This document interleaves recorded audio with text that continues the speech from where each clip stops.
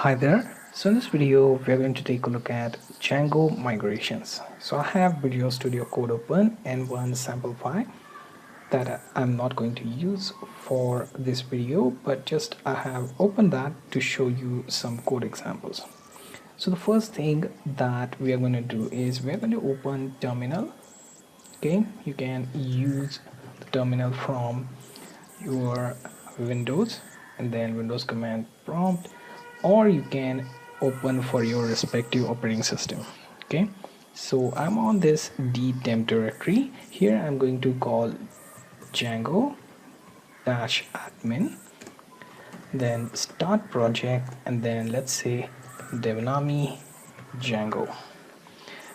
After that, I'm going to hit enter and it will go through series of tasks to create that project.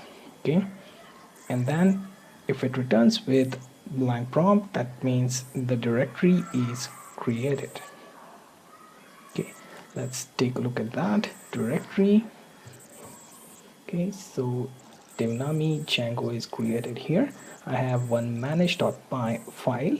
Also I have Devnami underscore Django. Okay, inside which I have _init _.py and then settings.py, urls.py and wsgi.py file. Okay, so we are going to take a look at the migration part of server. So open your command prompt again, and now here we have to go to the directory Devnami underscore Django. After that, we have to call python, then manage.py and then migrate. Okay, you can find manage.py in this directory. Now once I hit enter, it should perform series of migration tasks. So what exactly is migration? By default, Django allows you to use SQLite 3 database.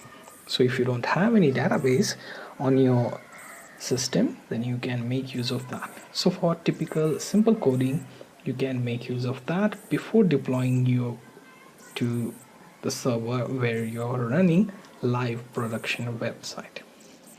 Okay, so in such case you can use SQLite 3 database to start with. It may take some time depending on number of operations that it performs. As you can see, it is doing a lot of tasks here. It does a bunch of tasks and finally returns with blank prompt. If it returns with blank prompt, then everything works perfectly.